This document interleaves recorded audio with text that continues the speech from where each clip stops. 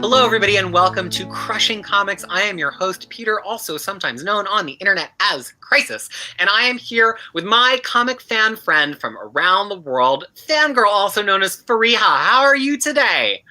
I'm good, but I do want to say, though, this is like the third week in a row you introduced me as Fangirl, also known as Fariha. It's actually the other way around, because Really? my real name is not Fangirl. I think it's because I think of on the internet, first everybody knew you as Fangirl, and now they're getting to know you as Fariha. That's true. I mean, it just kind of happened because I'm like, oh, I'm going to try to keep an alter ego. Nope, my friends just decided to call me as my name. And then it just kind of went away. So I used to have this whole Hickman-esque chart that I kept about like which web properties would say Peter and which one would say Crisis, and then all my handles are Crisis. But like over time, I think the internet has just moved to the point that like it's really hard to be on the internet and be anonymous, especially if you're doing video content. Like it's obviously you. Yeah, and the thing is, like, to be honest, though, there's nothing to hide for us. The internet really is a first impression. Like this is what people are knowing about me before they meet me, which is fine. So I'm dressed just this sharp in real life. Oh, and I've been stopped at cons. People are like, "Oh, you're fangirls." That's cool. Yes. I will admit that I always am just so happy when I'm on like a thread on Reddit or something and somebody asks about what order to read the X-Men in, and before I can even jump in and say, oh, hey, like I have something that can help you with that, somebody's like, Crushing Comics really has a really good research for that. Not because I feel like people are fans of me, but like that's why I did it. Like that's the whole reason I started that page, because I hated that nobody was answering that question easily. And there's so many like competing resources now, and I think that's great. And some of them are good and some of them are not as good. But all I care about is like, did I help somebody answer their question? And it just makes me feel so cool when I see two people connect about answering their questions, and I don't even have to get involved or anything. It just makes me so happy that I spent my time doing this. Oh yeah, your website is world known. I mean, your website is world known. I don't even know why people even ask the question. Was there reading? No. Look up Crushing Comics. The answer's there. Stop wasting our time with this one. Well, it is my eventual goal to cover every comic book Marvel has published from Fantastic Four #1 to the present with some form of reading guide, and I still have many to go. Still no Khazar guide, so still more work to do. But hey, so we're here today not to talk about our internet alter egos and getting recognized. We're actually here to talk about X-Men. So this is part of our ongoing series of 20 questions about X-Men, 10 questions from you because I am this supposed expert, and then 10 questions for you as somebody who is a new to Mutants reader, although it's been coming out that you actually know quite a bit. You just are not like a sequential X-Men reader. You haven't read hundreds of sequential X-Men issues. No, not because I'm not insane. Yeah. Well, there's a little bit of a masochistic quality to it. So look, we're going to do another few questions today. Let me start off with one that I actually give a lot of thought to all the time. So a lot of writers, they like really struggle with what to have the X-Men do other than being feared and hated or fighting fear and hatred, because they aren't the Avengers, right? They're not like a traditional superhero team that's out there like solving crime or whatever the Avengers do these days, right? So my question for you, but then before I get to the question, but they call the Avengers the world's mightiest heroes. A lot of the individual X-Men are a lot more mighty than the Avengers. Mm-hmm. So my question is like, it's a plain day in the mansion. Nobody's hating and fearing them actively on that day. Classes are over. What should this team of powerful mutants be doing? What should they do? Do they have a responsibility to use their powers? What should they be doing with themselves? I don't know. Like, seriously, it's crickets. I don't know. What do they do? Like, what do you do with your power at that point? I think it kind of comes back to, like, if you have... What does Jeff Bezos does with his money? Well, I mean, they all are like, oh, we do charitable giving, but, like, it's... Well, how much, like, what? You want Iceman to go out there and give charitable ice to homeless? Like, I don't know. I mean, I don't know what glaciers are melting. Could Iceman, like...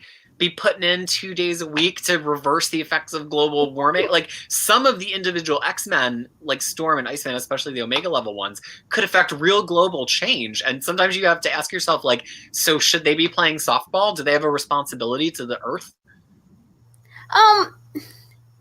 Yeah, I guess like something to that level. Because especially there's a mutant who can grow things out of nothing, like right? Who can like who has like a particularly green thumb, I believe. Isn't there a mutant? Well, no, sorry, it's not Ingenuity. That's actually from Benjamin Percy's the Wolverine podcast. Well, I mean, you never know when things get popular and stuff that's from other media. Sometimes it just has a way of finding its way in. Yeah, so I think that's where so that particular mutant can do something, but I don't know what most of them will do. Like, just join, like, hang around and help people. Like, I mean, help people as the way they can, because there's never going to be a situation where there's no problem, right? If they're not, especially not in the Marvel universe, right? And if they're not hated, feared, I'm pretty sure someone else is, and it should be their responsibility to go help that other thing.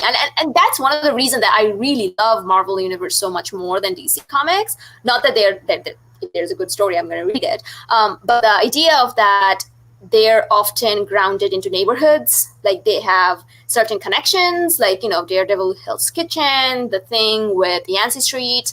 There's like certain ideas like that. Miss Marvel with New Jersey, like, but I think like that can happen. Like they can be implanted themselves into different parts of New York or get outside of New York. That's an option. Often Marvel writers forget about that. I feel like it's the only city in the world in the Marvel universe. Not the only city, the only place in the world. So I think every invasion starts there. Everything happens there. Why there is a single person living in New York City of Marvel Universe and Gotham City of DC Universe? I have no insurance. Idea. Like, how much must these people pay in car insurance? Like, I don't even know. I don't want to even talk about it. Why do they even have cars? Like, they're going to be, like, I don't know, Beyonders just will come and just quash it. I don't know. Like, So anyway, the question is either they can do something small like that or they can go bigger. The thing is, like, we already know the Marvel Universe has so many galaxies and stuff to be ambassadors there, because they can definitely survive further, like, survive more. So there's a lot of options, but does it make for a good comics? I don't know. Yeah. Well, I think it's really interesting that you brought up their sense of place, because I feel like so often the X-Men just get rooted in being at the mansion, that the mansion is its own place, and it's in Westchester, it's farther outside of New York, so you don't get as much of a sense of them being dedicated to a place the way you do with, say, Spider-Man. And I think the reason that I respond so strongly to that Matt Fraction run of Uncanny X-Men, which was very love-hate even at the time, some people were totally over it, was that it felt so real and organic, the way they were in San Francisco and the way they interacted with San Francisco, and like sometimes one of them would just be doing some incidental thing in San Francisco, but then another one would be having a fight, and those two storylines would cross. And I think the X-Men do really well with the sense of place. And I think it's hard because as soon as you put mutants into a place in a story, you start to have everybody have to respond to mutants. And so Fraction's whole theme was like San Francisco is so diverse anyway, it's got so many weird things happening in it anyway. Mutants is just one more thing. Like nobody cares, which I think part of is what makes New York work too. Like you couldn't put all these people in some random small town somewhere because they would stick out more, or maybe the small town would love them. So I guess I really do like when X-Men has a sense of place, and I think what you brought up is really important, that it's hard for them to feel like they have a place when they're just in or near New York and all of these other people are there. And that's why, like in the newest Avengers run, they're based out of like a giant hollowed out celestial, in a far off geographic location, because sometimes the place is important to the run. Right, and the thing is, like, this also brings up another X-Men run that you don't care for. Iceman by Sina Grace. Like, that, you don't like that, but the problem is that also has the exact same element of like, okay, what is Iceman gonna do? He's pretty much, he actually begins to feel like, I don't have nothing more to contribute, what I'm gonna do. And he's dealing with his own personal issues and going out there and trying to figure himself out. Also something to do. Like, it's something that, because we don't see that often, that the mutants taking care of themselves. So when I also talk about that, it's kind of like the paradox of X-Men comics, especially like older X-Men fans, because there was this period when Claremont would have them like play softball, and then Nacesia and Lobdell picked up on that, and so they always had like these pickup games and stuff. And X-Men fans, a lot of time when they're frustrated with a run, they're like, "What? Where's the fun having X-Men? Why won't they play softball?" But then when you give an issue about relationships or about a softball game or whatever, or you have a series like Iceman that's about these smaller stories, then people are like, "Well, it was stupid." And so it's kind of like X-Men fans fans are the best and the worst. Like, they care about these characters so much, but sometimes when you give them the thing that they asked for, they don't know what to do with it. And to me, like, Christina Strain's 2017 Generation X run was like very that. Like, it felt like it had a place. It wasn't about them being heroes. It was just about them being people. And then incidentally, they had to do some heroic things. And I think there's always room for that kind of X-Men book. Like, I always want there to be an Uncanny X-Men, big, flashy, bashy main book. But then I always want there to also be an X-Men book where we get to see them being people, because I just think that they're the best developed characters in all of comic books. For the volume of them. I mean, Spider-Man's more developed, but he's just Spider-Man. X-Men is this whole cast of hundreds of mutants, and they're all so developed. Hang on.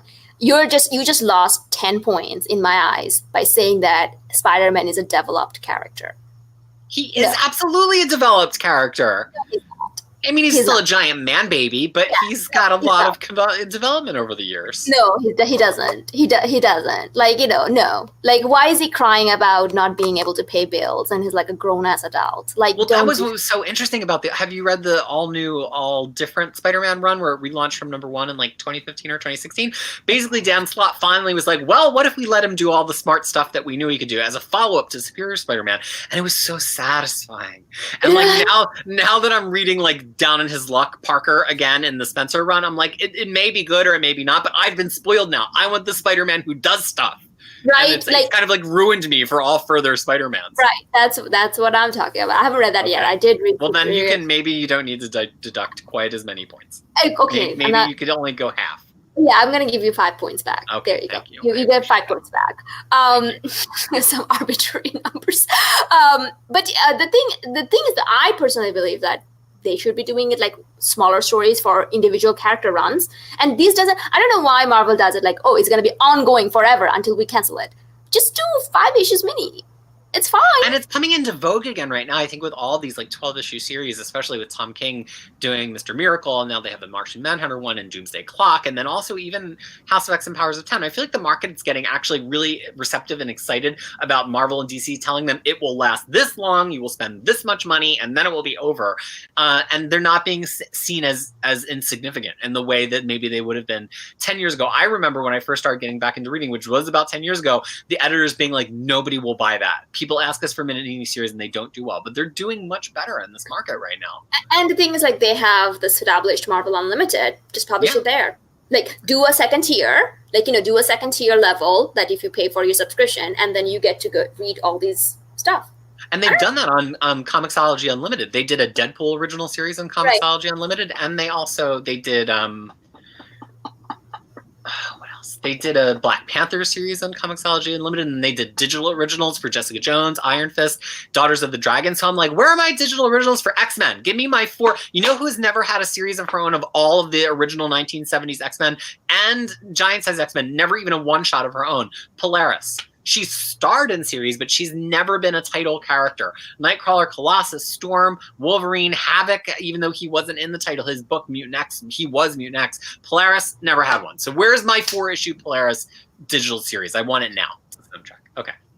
So my first question to you today would be, when Mystique transforms into another mutant, can she mimic their power? This is interesting. So she cannot mimic mutant powers like Cyclops' power. She can't create energy. She can't mimic Rogue's power. But because of the way that her power works, if the person has a physical power, she can approximate it well enough that she can often fake it, because she can redistribute not only her features, but ultimately her body mass. And she can change even where organs are inside of her body, we've come to learn. So like if she's impersonating Wolverine, she can create a mechanical claw that can come out of her hand. And even though she can't make that claw adamantium or even metal, she can make it appear to be metal, and she can give it an amount of density and sharpness that she could fake it. I always think about in the first X-Men movie when Wolverine and Mystique are having their fight, and Mystique briefly turns her hand into chains, which kind of seemed like a little bit weird to see Mystique do that, but in reality she really could. So could she impersonate Colossus, for example? Well, she definitely could give herself the appearance of being covered in metal. She could make it shiny, she could make it pretty durable, but she probably wouldn't have quite as much density, because she would be focusing so much of her density in the iron approximation approximation. And then also, it wouldn't really be metal. So if somebody had something really sharp, ultimately it would cut through her, what effectively was like a carapace on her. So no, she cannot imitate powers. She can only give the physical appearance of imitating powers. We have seen her generate wings that are strong enough to fly for short distances. So some physical mutations she can approximate. Right. So the thing is, like, it's not very useful in terms of infiltrate the X-mission, because she's going to be found right away. Well, the quickest way, if you're not, and this never really happens in the comic book, but the quickest way that you can figure out if it's Mystique or not is to get the person to use their power. You know, that's the easiest way. Everybody's like, I don't know which one it is. I'm like, have her slice through something with the claw. It's not adamantium, but you know, you gotta have some suspension of disbelief. But she does voice perfectly, eyes perfectly. I mean, she does create. There must be. I don't know the mechanics of how they've explained it, but there must be some kind of like psychic imprint element, because to be able to do somebody's fingerprints, it's not like she's like has to like lick their finger to figure out their DNA. Like there's some kind of knowledge transfer that happens that allows her to duplicate people, and I don't know how they've explained the mechanics of that. Interesting. All right. Okay. So your question too.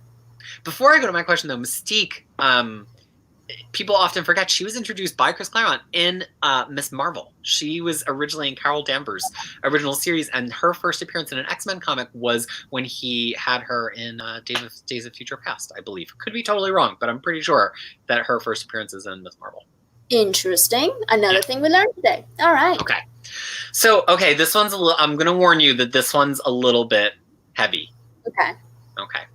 So from an in-universe perspective, from the not as a writer, but from the X-Men's perspective in the universe, do you think that a mutant cure should exist and be an option for the mutants who want it? Or is it immediately a threat to the existence of all mutants if a cure exists for any of them?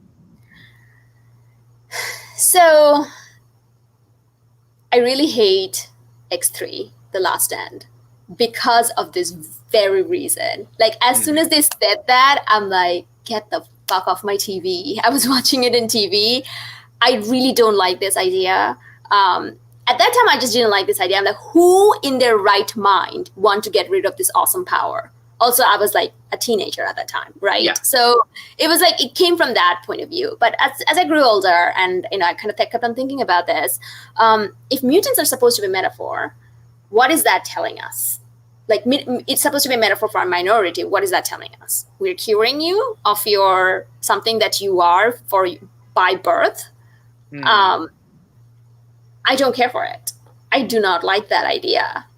Like, that there should be a cure, and people, and I don't know. I mean, I'm sorry. Like, if something that's genetic, it's not a disease. It's not a genetic disease, like, that's making you a handicap. So why would you want a cure? Like, well, I mean, let's take a character you've brought up as having identified in the past, Rogue, who for many years in continuity could, not only couldn't touch people, but had to be afraid of any kind of near physical contact because she could kill somebody or send them into a coma by draining their powers. I mean, even though it's an amazing superpower, if you can't control that, isn't that something that you would want cured? But the thing is, like, it's not because of a virus. It's not because of right. Yeah, from a biological standpoint, you're not curing something. You're doing some kind of gene therapy. You're changing someone how they were born into something else. This is not because you're like, and that's the question, because it's like, okay, we do have genetic disorders in our real life, right? So then it's like, oh, are you going to be curing them? And because this is how they were born and stuff. But the problem is they have been set up as metaphor. That's where the problem becomes. Because if it was like, okay, this is a genetic mutation that is a disease, which this is not. But then if you're saying that, oh, they're supposed to be metaphor, then it's like, if you're curing them, then what are you telling them? Then is it like, it then becomes like a metaphor for gay conversion therapy that's out there? Like, is that, like, how do you reconcile that? And I'm sorry, Rogue, you can't touch Gambit. He's hot as shit. But I get that, but you gotta have to deal with it because you were born with it. This is not a virus. This is not an infection. You have to deal with it. Well, and I think that it also gets into, if you extend it to metaphors for other minorities, it gets into the idea of passing, and that like the people who pass aren't worried, but the people who can't pass wish they could pass. You know, somebody who's gay who's straight passing, somebody who's black but they're light skinned and they can be passing for white. And this is why I think it would be good for X-Men to get away from hated and feared for a little while, because if you could get away from always just using them as a minority metaphor, then maybe you could do some of these stories with more nuance. But while you're trying to do them as a minority metaphor, but also do these stories, sometimes the messages start to crash into each other a little bit, and you can't tell the story with the nuance you want to, because it feels like you're telling the story about somebody who's a minority in the real world, and then you have to approach Rogue as a character really differently than you would without the metaphor. And it kind of brings back to the same conversation about having like one female character in your story and that female character to be evil, or one black character in your story and that black character to be evil. You see what I'm saying? But the thing is, like, black person or women can definitely be evil. But the problem is if there's just one of it and that's a token, and you're showing that token to be that, then you are perpetuating stereotype. You're not right, and X-Men is anything but that in many ways, because there's so many of them. There's so many different backgrounds. They have so much representation that the X-Men doesn't. They certainly have, but they don't tend to tokenize as much as many other comics. No. But what I'm trying to say is that they have became the token for in Marvel Universe. En masse. They've become the token for, like, look, we talk about minorities, we have the X-Men. Right, exactly. En masse, an entire community, which this is the sole reason I don't read X-Men, because there's like an entire thing that's showing, oh my God, look at this minority people and they're hated and feared. And I'm like, in this day and age, you have so many other characters, why you need them anymore? Like, but the problem they actually have other characters to tell this story. I mean, you can tell that story with Ms. Marvel now. Do you need the X-Men? You can tell this, then yeah. Yeah, you don't need that. But the problem is they have become that, and that's how people have been embracing them, how you break free of that. And I don't like the idea of like, oh my God, we're going to cure you of your power, of your awesome power. I'm sorry, Toad. You get to be Toad. I'm sorry. Like, So yeah, it's a complex, like, it's not black and white as I'm making it out to be. There is some shades, but my thing is, if you're gonna be saying they're metaphor, stop showing stories where they're cured. Stop it.